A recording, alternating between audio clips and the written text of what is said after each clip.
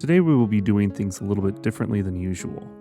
As a part of my research into the disappearance of Elizabeth Bartholomew, I obtained 35 pages of mostly unredacted information from the sheriff's office.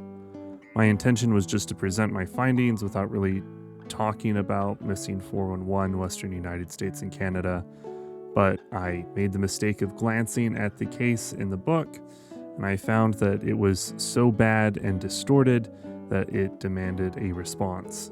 You'll see what I mean.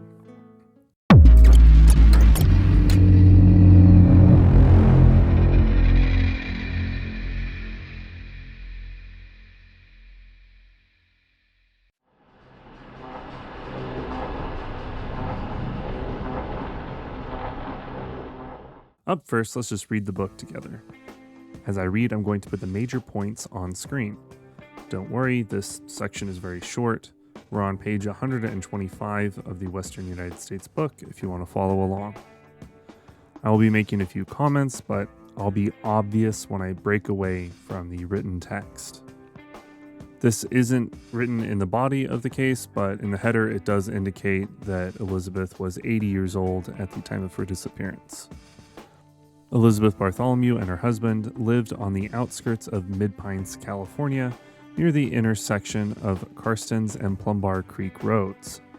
There is a small valley near the intersection with an elevation of 2,800 feet. The valley has a small lake surrounded by heavy timber and vegetation in the Sierra National Forest. The Bartholomews lived on their daughter's 230-acre ranch and worked regularly on the maintenance of the property. So basically the ranch is in a remote area surrounded by woods. Got it. Moving on. On January 8th, 1991, Elizabeth was riding the family tractor with her husband as they graded a winding dirt road on the ranch.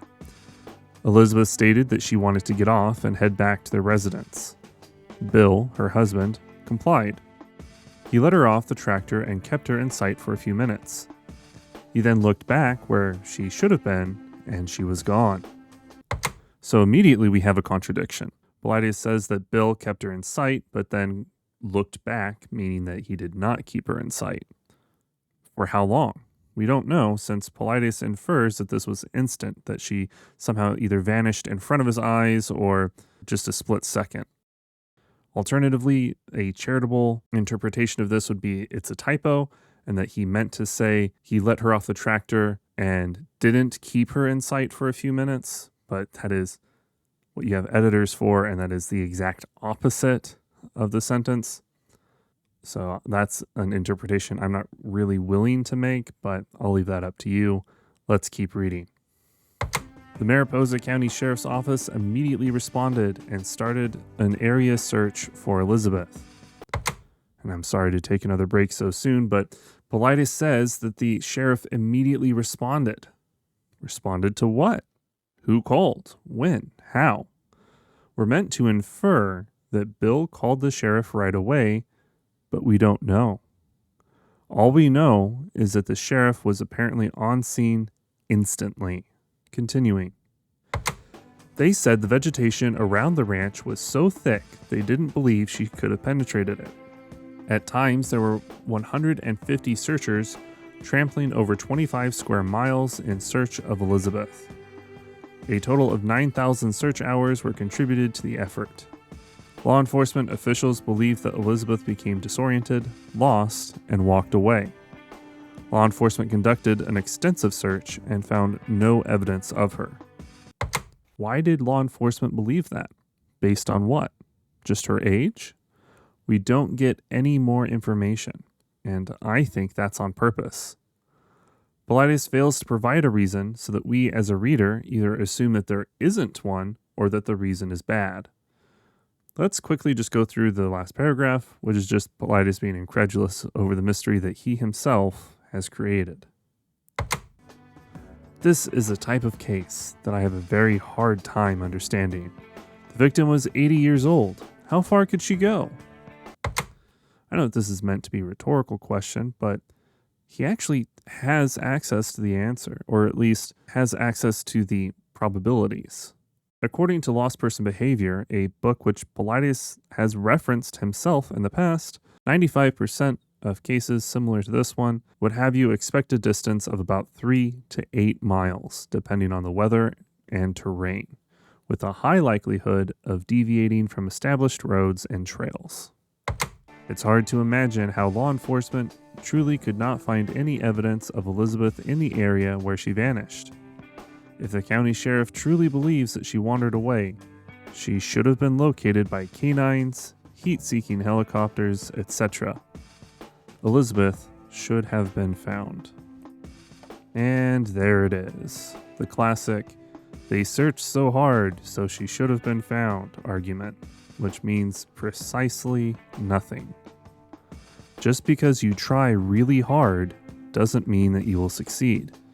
I'm sure that this is a lesson that we've all had to learn more than once. Alright, well, I hope that you will agree that the points that are on screen now are the major points made by Paulides, and I've left my own incredulity out of it. With that out of the way, let's move on to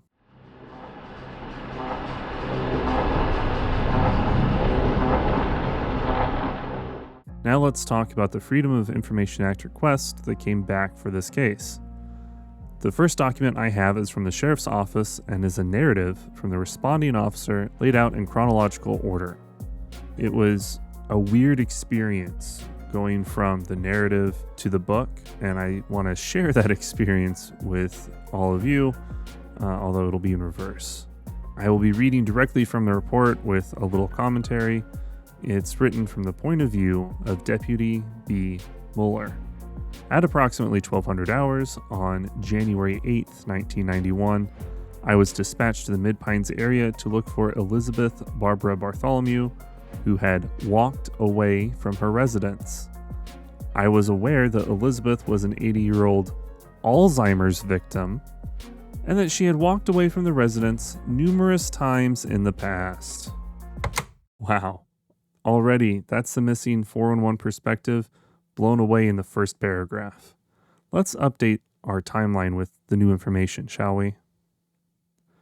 Continuing with Mueller's report. While en route to the Mid-Pines area, I checked the Highway 140 East area from town to the Mid-Pines post office. After failing to locate Elizabeth along Highway 140, I drove up Oak Road and back to the Triangle Road area. After again failing to locate Elizabeth, I drove to the Bartholomew residence located at an address that I've redacted. While en route to the Bartholomew residence, Sergeant Green advised dispatch to notify Sergeant Sharper that search and rescue assistance was going to be needed. Upon arriving at the residence, I met with Elizabeth's husband, William Bill Bartholomew.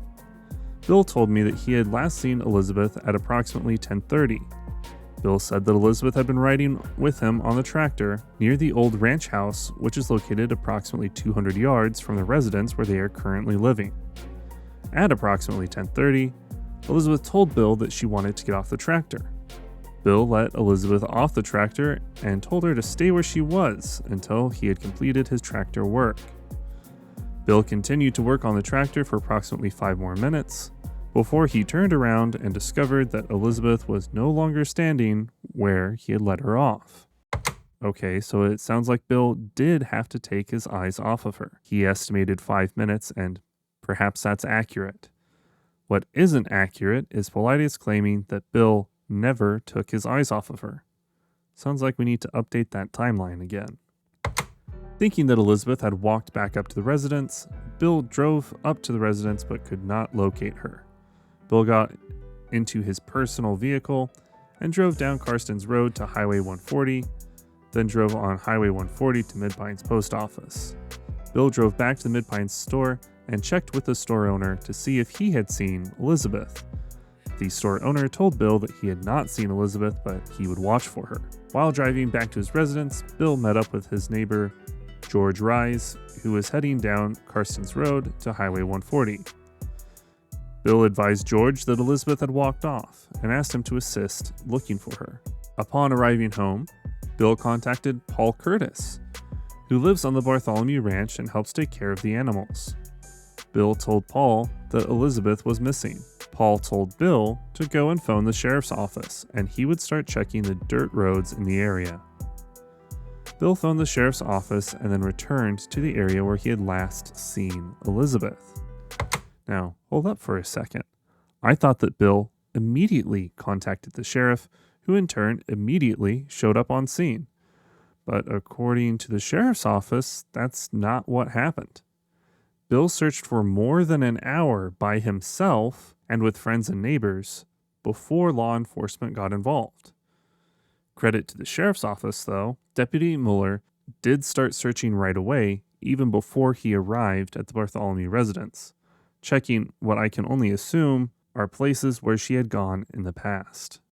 After receiving the above information, Bill and I began rechecking the property and all buildings located on the property. A preliminary check of the property and structures failed to provide any clues to Mrs. Bartholomew's whereabouts. Upon Sergeant Sharper's arrival at the scene, he was briefed on the situation and given all available information on Mrs. Bartholomew's mental status, past behavior, and physical description. On January 9th, 1991, missing person posters were printed and distributed throughout the county. Newspaper, television, and radio stations were contacted and advised of the disappearance. Several sightings were reported by various people in the Mid-Pines area.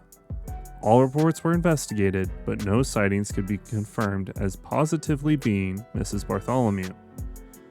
During the course of the next 6 days, numerous leads had been followed up on. However, none have yielded information as to Elizabeth's whereabouts. The investigation to continue as additional information is received. And there you have it. The timeline looks a little different now, doesn't it? It also seems to provide a clear answer about what happened, especially considering under the facts section, it directly states, quote, "Victim walked away from residence and could not be located," close quote. We actually have even more information than just this. Remember how I said that I received 35 pages? We're still on page 3. Don't worry though, because I won't read the rest verbatim. Instead, I'll just add a couple more relevant points. The search team found tracks at the last point of contact that led towards the creek and the highway. They followed the tracks but didn't cross the highway due to traffic. When they told Bill about it, he clarified that those tracks were actually from an earlier incident in the day where Elizabeth had wandered off, but he had found her on that occasion. So this is a separate time in the same day where Elizabeth managed to wander off while Bill was supposed to be watching her.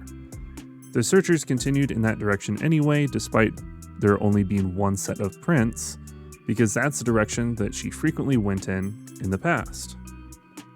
A citizen in that direction said that they were 100% sure that they had seen her walking down the street between 11:30 and 11:45. Helicopters were requested that day, but the foggy weather prevented them from being launched. Dog teams, however, were sent out, and they alerted near the highway, but it was difficult to follow the trail because she had been that way earlier, and so they weren't sure which trail to follow, what was the new trail versus a potential old one, etc. There were several reports of sightings at this time, but it was determined that a few elderly women were taking walks in the area around this same time.